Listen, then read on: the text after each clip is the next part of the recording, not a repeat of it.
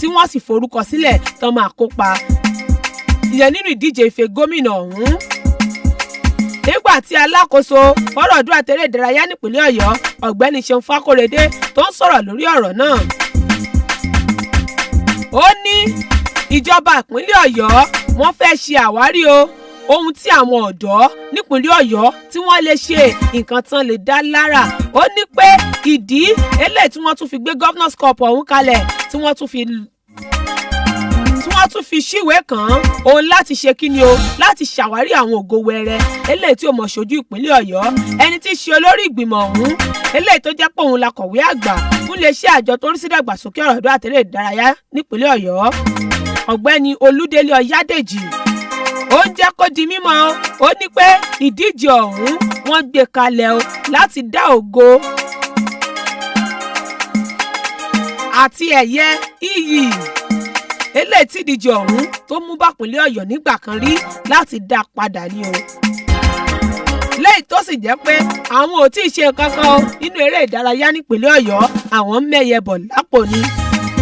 governors cup ìyẹn ife gómìnà láti bí ọdún 7 sẹ́yìn òun ló ti páyé gbẹ̀yìn ìyẹn nípínlẹ̀ ọ̀yọ́ táwa ló fi ń tó mi létí olúbùkọ́lá ìbíkúnlé ni ẹni tí í ṣe agbẹnusọ ìyẹn fún alákòóso fọ́rọ̀ ọdún àtẹ̀rẹ́ ìdárayá òun ló jù sí mi. pápápá ìpínlẹ̀ ọ̀yọ́ náà mo ṣì wà lánàá ikọ̀ ẹgbẹ́ agbábọ́ọ̀lù rising stars ìlú àkúrẹ́ wọ́n gbàlejò ikọ̀ ẹgbẹ́ agbábọ́ọ̀lù shooting stars ìyẹn olúyọlé warriors àmì ayò 2-1 òun ni 3SC òun ló fi bá wọn wí tó bá wá di láàárọ̀ tèmi wọ́n kojú ẹgbẹ́ agbábọ́ọ̀lù àkúrẹ́ city ní dédé aago 10 àwọn àti shooting stars náà mọ̀ mú nǹkan lẹ̀ yẹn ní pápá ìṣeré tìlú àkúrẹ́ níbẹ̀ náà ti mọ̀ bára wọn fà á tó bá wà ní dago 4 ìyẹn nírọ̀lẹ́ tèmi ẹgbẹ́ agbábọ́ọ̀lù abubakar bukola saraki yóò mọ retí ẹgbẹ́ agbábọ́ọ̀lù crown fc tìlú ògbómọ̀ṣọ́ ìyẹn ní pápá ìṣeré ti ìpínlẹ̀ kwara tó wà nílùú ìlọrin bó ṣe máa jẹ́ nìyẹn ó dínú líìgì àgbọ̀jẹ̀ orílẹ̀-èdè nàìjíríà league bloggers award eléyìí tí wọ́n fi mọ rírì nípa takuntakun tí àwọn ẹgbẹ́ agbábọ́ọ̀lù àti olùkọ́ni tán ń kó yẹn nínú líìgì àgbọ̀jẹ̀ orílẹ̀-èdè nàìjíríà ṣe é mọ̀ pé nílẹ̀ gẹ̀ẹ́sì pfa award ni lórílẹ̀-èdè nàìjíríà league bloggers award ni fún tóṣù kínní olùkọ́ni eléyìí tó ṣe dáadáa jùlọ òun lolùkọ́ni kẹgbẹ́ agbábọ́ọ̀lù lobby stars ìyẹn gbẹ̀ngà ògúnbọ̀tẹ̀ lẹ́yìn tó sì jẹ́ pé agbọ́wọ́ wájú fún ikọ̀ ẹgbẹ́ agbábọ́ọ̀lù kwara united alao dambani òun ni agbábọ́ọ̀lù eléyìí tó ṣe dáadáa jùlọ yẹn nínú oṣù kínní ọdún tá a wà yìí bẹ́ẹ̀ gbẹ̀ngà ògúnbọ̀tẹ̀ nínú oṣù kínní àmì 13 òun ló ní lẹ́yìn tó jẹ́ pé òun làmì tẹ́gbẹ́ agbábọ́ọ̀lù kankan ò rí yẹn nínú oṣù kínní ọdún tá a wà yìí nínú líìgì àgbọ̀jẹ̀ orílẹ̀-èdè nàìjíríà bẹ́ẹ̀ alao dambani òun tiẹ̀ ó mi àwọn 3 ìyẹn lókè ta lẹ́yìn tó yẹ pé kò sí akẹgbẹ́ rẹ̀ kankan tó mi àwọn 3 lókè ta nínú líìgì àgbọ̀jẹ̀ orílẹ̀-èdè nàìjíríà nínú oṣù kínní ọdún tá a wà yìí torí pé kíni ó mi àwọn nígbà tán kojú ẹgbẹ́ agbábọ́ọ̀lù Akwa United àwọn 2 ni tó sì mi ẹyọ kan nígbà tán kojú ẹgbẹ́ agbábọ́ọ̀lù Adamawa United. League bloggers award sórílẹ̀-èdè nàìjíríà bó ṣe jẹ́ nìyẹn bó ṣe lọ nìyẹn pápápá ó dolúùlú lẹ̀wà àbújá níbi tí àjọ tó ń rí sí bọ́ọ̀lù aláfẹsẹ̀gbá lórílẹ̀-èdè nàìjíríà níbi tán fi ṣe bùjókòó lánàá ilé ẹjọ́ gíga eléyìí tó wà ní Maitama ìyẹn nílùú àbújá òun ló ti dẹjọ́ eléyìí tí àjọ tó ń rí sí ìṣòwò ìlú mọ̀kùmọ̀kù lórílẹ̀‐èdè nàìjíríà ní àjọ EFCC ẹjọ́ ilé tí wọ́n gbé wá síwájú ilé ẹjọ́ gíga wípé ààrẹ àjọ tó ń rí sí bọ́ọ̀lù aláfẹsẹ̀gbá lórílẹ̀‐èdè nàìjíríà Amaju Pinnick wọ́n lọ́wọ́ nínú jẹgúdújẹrá òun àtàwọn kan nínú àjọ náà lẹ́yìn tó jẹ́ pé owó eléyìí tí àjọ tó ń rí sí bọ́ọ̀lù aláfẹsẹ̀gbá jákèjádò àgbáńlá ayé ní àjọ FIFA eléyìí tán fún wọn tó tó £9.5 million òun ni wọn ò mọ bọ́n ṣe ṣe ṣùgbọ́n onídàájọ́ Ijeoma Ojukwu ó jẹ́ kó di mímọ̀ pé gbogbo àwọn ẹ̀sùn eléyìí tán fi kan Amaju Pinnick àtàwọn yòókù rẹ̀ ìyẹn igbákejì ààrẹ àkọ́kọ́ fún àjọ náà Ṣèyí Akínwùmí igbákejì ààrẹ àjọ kejì Shehu Dikko Yusuf Fresh Mohammed Sanusi àtàwọn tó kù wọ́n lẹ́jọ́ ọ̀hún kò lẹ́sẹ̀ ńlẹ̀ o àmọ́ o wọ́n wá ní tíráyà ẹjọ́ ọ̀hún ó máa bẹ̀rẹ̀ ní 30 oṣù kẹrin lọ́dún tá a wà yìí gẹ́gẹ́ bí onídàájọ́ Ijeoma Ojukwu gẹ́gẹ́ bó ṣe sọ nígbà tí Amaju Pinnick tí ó mọ sọ̀rọ̀ lórí ọ̀rọ̀ náà ó ní pé ìṣẹ́gun ní tòun o torí ìṣẹ́gun ní ti bọ́ọ̀lù aláfẹsẹ̀gbá ó lóun dúpẹ́ fọlọ́run o nítorí pé ẹjọ́ yìí ó ti wà ńlẹ̀ látọdún 2018 eléyìí tí àjọ tó ń rí sí ìṣòwò olùkúmọkùmọ yẹn lórílẹ̀‐èdè Nàìjíríà tí wọ́n fẹ̀sùn kan àwọn kan yẹn nínú àjọ tó ń rí sí bọ́ọ̀lù aláfẹsẹ̀gbá lórílẹ̀‐èdè Nàìjíríà wípé àwọn ń kówó jẹ òkè látàpá abẹ ó dínú ikọ̀ àgbọ̀jọ́ orílẹ̀-èdè Nàìjíríà ìyẹn Super Eagles nínú ìgbéléwọ̀n eléyìí tí àjọ FIFA eléyìí tí wọ́n fi síta lánàá. ikọ̀ ẹgbẹ́ agbábọ́ọ̀lù Super Eagles wọ́n wà ní ipò 29 jákèjádò àgbáńlá ayé o tó sì jẹ́ pé àwọn ní ipò 3 yẹn nílẹ̀ adúláwọ̀ òkè báwo wá náà ṣe wá jókòó nílẹ̀ adúláwọ̀ orílẹ̀-èdè Senegal àwọn náà wà ní ipò àkọ́kọ́ wọ́n sì wà ní ipò 20 lágbàáyé Tunisia ipò 2 nílẹ̀ adúláwọ̀ wọ́n wà ní ipò 27 jákèjádò àgbáńlá ayé o orílẹ̀-èdè Nàìjíríà ipò 3 òun náà wà nílẹ̀ adúláwọ̀ tó sì jẹ́ pé ipò 21 náà wà jákèjádò àgbáńlá ayé Algeria ipò 4 ipò 45 jákèjádò àgbáńlá ayé ni o Morocco ipò 5 ìyẹn nílẹ̀ adúláwọ̀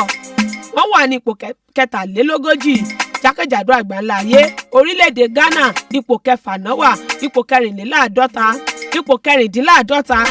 ìyẹn 46th position òun náà wà káàkiri àgbáńlá ayé orílẹ̀-èdè Egypt ipò 7 nílẹ̀ adúláwọ̀ ipò 51 ìyẹn káàkiri àgbáńlá ayé orílẹ̀-èdè Cameroon ipò 8 nílẹ̀ adúláwọ̀ ipò 53 ìyẹn káàkiri àgbáńlá ayé o orílẹ̀-èdè Mali ipò 9 nílẹ̀ adúláwọ̀ DR Congo ipò 10 nílẹ̀ adúláwọ̀ tí àwọn méjèèjì tí wọ́n sì wà ní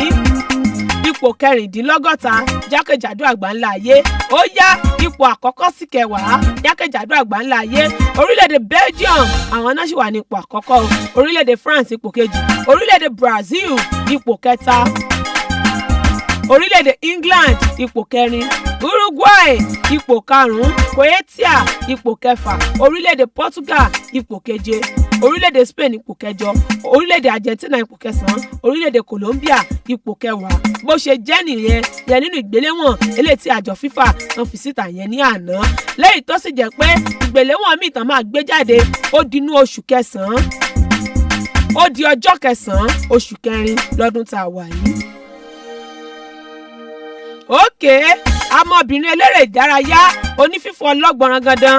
ìyẹn long jump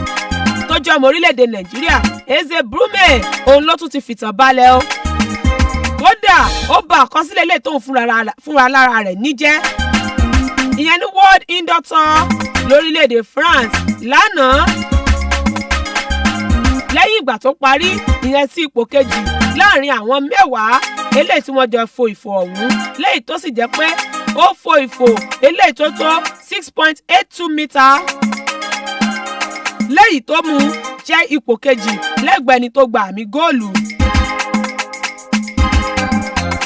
Mariam Bekro-Manchuk òun lẹ́ni tó ṣe ipò àkọ́kọ́ nítorí pé òun fo ìfò eléyìí tó tó 6.90 mítà. Natasia Ivanova òun ló ṣe ipò kẹta ní tiẹ̀ tóun fo ìfò eléyìí tó tó 6.59 mítà lẹ́yìn tó jẹ́ pé Eze Brume ṣe é mọ̀ pé òun gangan òun ló ní àmì bàbà tó gba àmì bàbà forílẹ̀-èdè Nàìjíríà lọ́dún tó kọjá yẹn ní Doha lórílẹ̀-èdè Qatar yẹn nínú ìdíje World Athletics Champions. òkè pápápá ẹ jẹ́ ń bọ́ sínú àjọ tó ń ṣe kòkárí líìgì orílẹ̀-èdè Nàìjíríà àjọ LMC àwọn náà ti sọ̀rọ̀ tó sì ti gbégi dẹ́gbẹ́ agbábọ́ọ̀lù Atland FC ìyẹn tìlú Òwèrì lẹ́yìn o ẹni kí náà ṣe kí ni ìjìyà ilé tí wọ́n fún wọn. òkè wọ́n lé ẹgbẹ́ agbábọ́ọ̀lù Atland wọn gbọ́dọ̀ gbé agbábọ́ọ̀lù kankan o fún bíi sáà méjì ẹ gbọ́ kí ló ṣẹlẹ̀ eléyìí ó ń jẹyọ o lẹ́yìn ìgbà tí àjọ tó ṣe kò kárí líìgì orílẹ̀-èdè nàìjíríà wọ́n kẹ́fìn pé ẹgbẹ́ agbábọ́ọ̀lù Atland wọ́n jẹ àwọn agbábọ́ọ̀lù wọn méjì lówó owó ọ̀hún sì pọ̀ gidi gan ni o Madu Abuchi Okereke àti Alfred Olúṣẹ́gun Fatuwase ni wọ́n jẹ lówó lẹ́yìn tó jẹ́ pé wọ́n tún wá mú àdéhùn wọn wọ́n terminate contract wọn lọ́nà tí ò bófin mu Madu Bauchi òun ló ní ẹgbẹ́ agbábọ́ọ̀lù Atland wọ́n jẹ òun lówó tó 8.1 million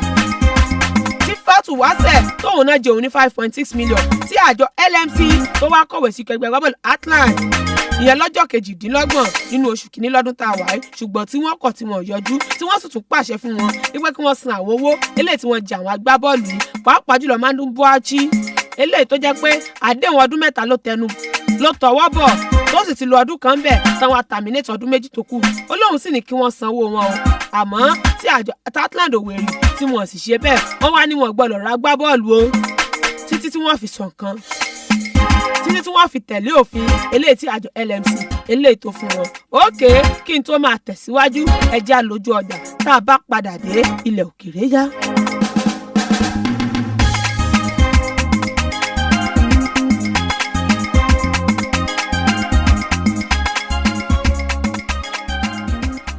ẹ̀yin tèmi kò sí kékeré akàn tí nílé lórí ọlọ́run bá mi ṣe mo máa tún ti nílé lórí. èmi kí n Dr. Saheed Òṣùpá Saheed bí olúfimọ àkọ́kọ́ mo ń fàsìkò ìsọ fún gbogbo ẹ̀yin èèyàn wa káàkiri gbogbo nàìjíríà yìí wípé gbogbo ẹni tó bá wù kó kọ́lé kó wá bá a dòwò pọ̀ ní Afia Properties and Homes àǹtà ilẹ̀ ilé tó ní C of O ilẹ̀ tó ní C of O kó wá bá a dòwò pọ̀. àǹfààní ẹ̀dínwó ti wá lọ lọ́wọ́ láwọn estate wa Afia Estate phase 1 and 2 Yanofa Afia Court Erodom GRA àti Afia Court Ọmọláyọ̀ Estate Àkóbọ̀ nìbàdàn nìyẹn o àtàwọn estate wa tó wà lẹ́kọ̀ọ́ ní Lẹ́kì Àtàjà tó fi mọ́ ibikíbi tẹ́ ẹ bá ń fẹ́lẹ̀ sí ẹ ṣáà ti kàn sí wa ní Suite 1 Adala Shopping Complex lẹ́yìn Zenith Bank Challenge Ìbàdàn tàbí kẹ́ ẹ pè 0708 104 3423 tàbí 0813 572 6570 Afia Homes and Properties àdùnbárìn donílé ayọ̀.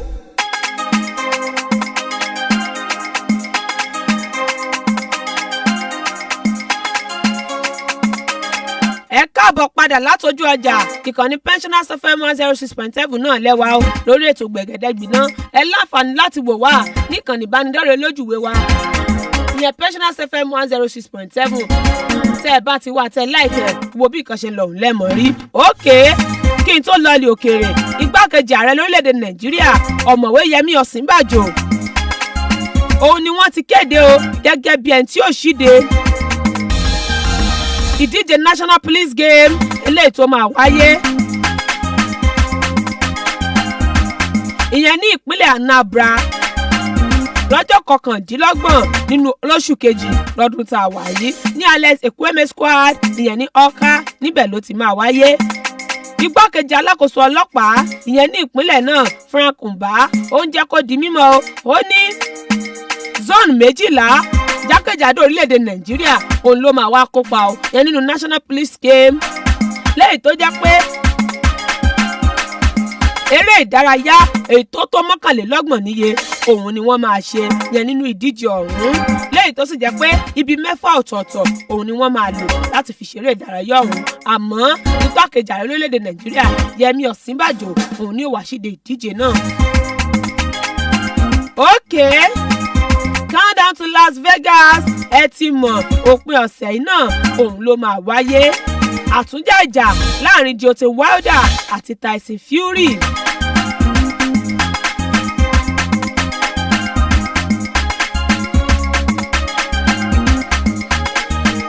bẹ́ẹ̀ ni àtúnjà ìjà láàrin àwọn méjèèjì lẹ́yìn bíi oṣù 14 eléyìí tí wọ́n ja ìjà kan tí wọ́n wá jẹ́ wípé ọ̀mì òun làwọn tó dájọ́ yẹn níbi ìjà náà òun náná gbá tí Tyson Fury àti Deontay Wilder táwọn wà túnra wọn mú ní MGM Grand ìyẹn ní Las Vegas. okay. Tyson Fury tó bá fi lè ja ìjà náà owó eléyìí tó wọ àpò Tyson Fury pẹ̀lú àtúnjà ìjà eléyìí tó fẹ́ wáyé yóò tó £31 million òun ló máa wà àpò Tyson Fury. lẹ́yìn tó jẹ́ pé Tyson Fury fúnra rẹ̀ ó ń wò pé kóun fìyà jẹ Deontay Wilder o lẹ́yìn ìgbà tó jẹ́ pé láti bí ọdún 2015 òun ló fìyà jẹ Wladimir Klitschko lẹ́yìn tó sì jẹ́ pé lẹ́yìn ọdún méjì tó ja ìjà ọ̀hún òun ló tó padà láti wá kojú Deontay Wilder. Deontay Wilder náà tóun náà bá borí ìjà ọ̀hún yóò jẹ́ wípé ó ti borí nígbà 42 nínú àwọn ìjà eléyìí tó ti jà lẹ́yìn tó jẹ́ pé yóò fún òun náà láǹfààní láti jẹ́ ọ̀kan gbòógì jákèjádò àgbáńlá ayé. Ókè ẹ jẹ́ ń bọ́ sínú líìgì ìpele kejì lórílẹ̀‐èdè France. Ẹ mọ̀ tí ẹ jẹ́ ń pín líìgì ìpele kejì amateur football league wọn ni lẹ́yìn tó jẹ́ pé agbábọ́ọ̀lù kan eléyìí tí wọ́n forúkọ rẹ̀ síta o nínú ikọ̀ ẹgbẹ́ agbábọ́ọ̀lù kan lórílẹ̀‐èdè France eléyìí tó orúkọ ikọ̀ ẹgbẹ́ agbábọ́ọ̀lù ọ̀hún náà jẹ́ AS Autriche. Òun ló jẹ́ pé ó ṣe àṣemáṣe o ìyẹn lórí pápá ìyẹn lọ́dún tó kọjá nínú oṣù kọkànlá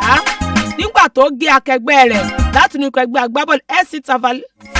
FC Tavel tó gé jẹ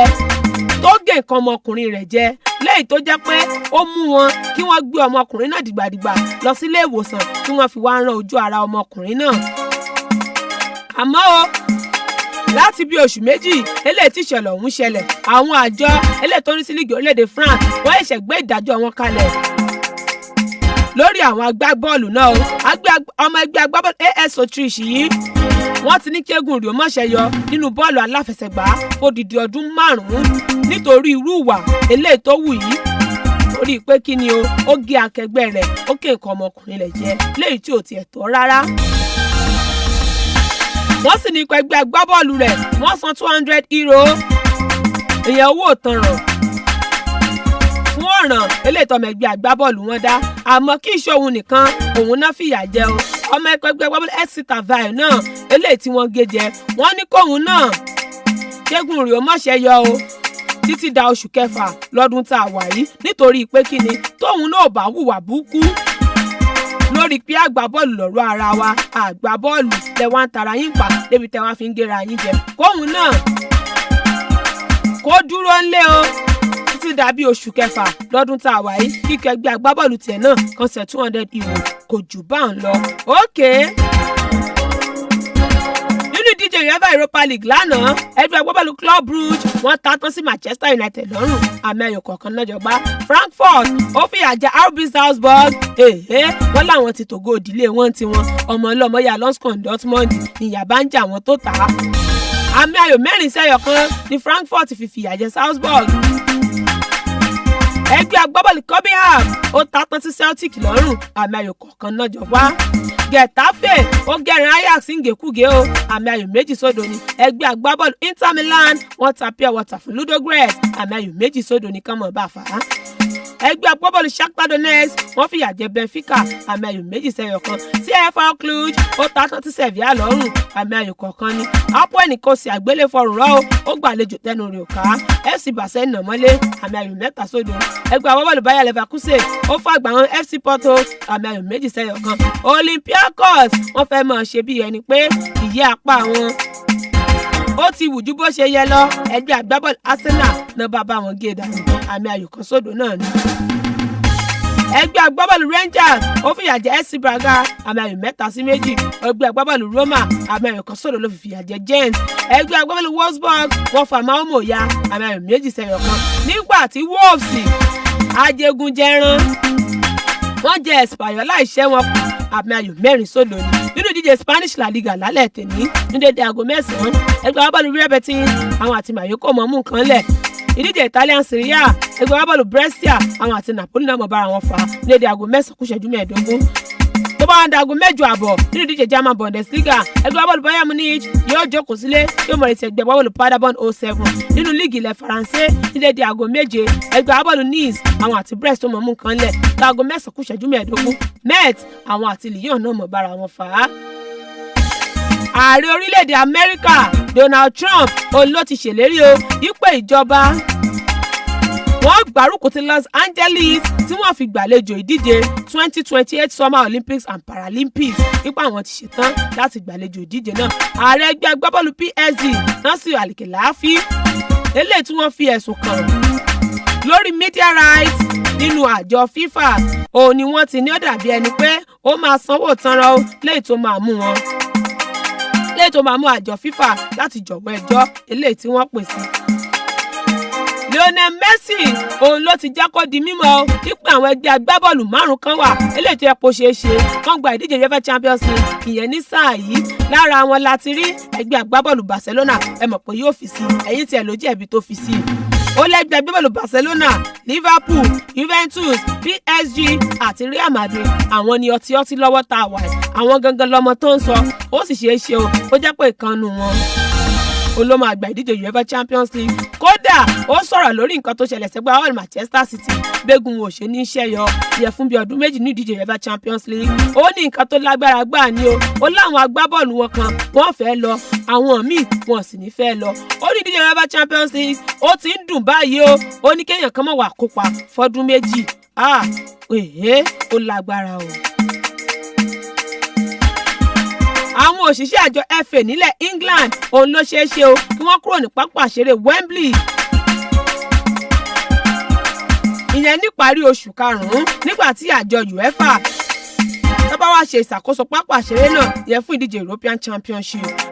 Àwọn olólùfẹ́ ẹgbẹ́ agbábọ́ọ̀lù Dortmund jẹ́ Borussia Dortmund òun ló ṣeé ṣe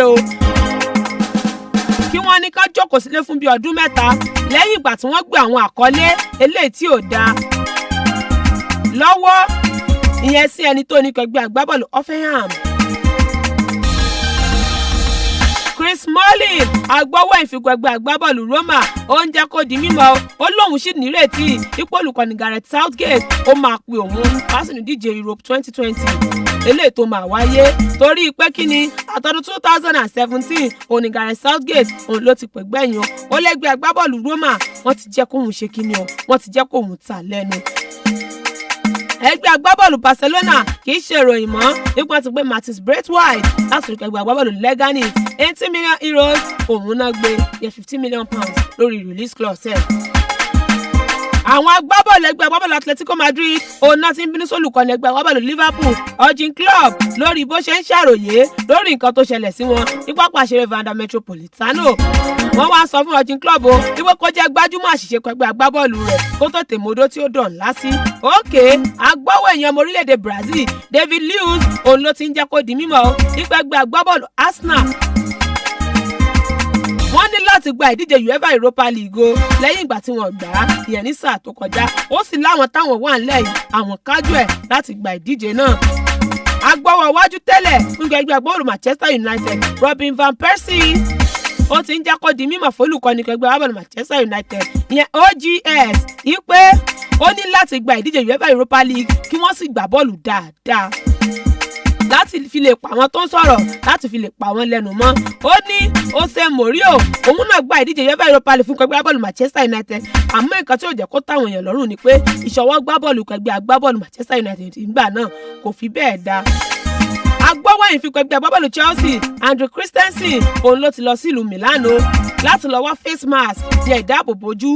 ojú rẹ̀ ó lè gbá bọ́ọ̀lù fún ẹgbẹ́ agbábọ́ọ̀lù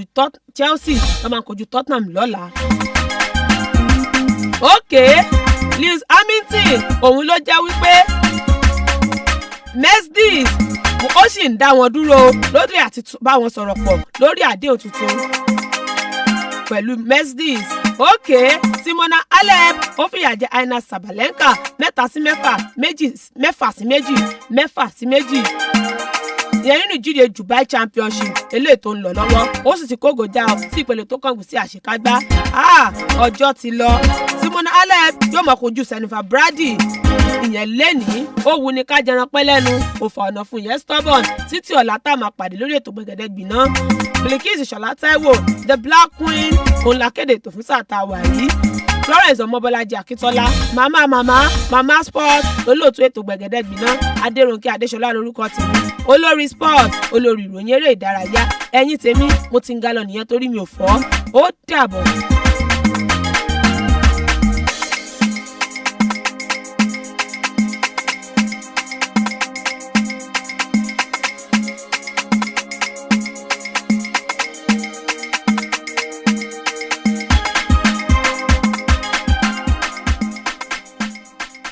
Oṣù dẹ̀dẹ̀ bíi àró.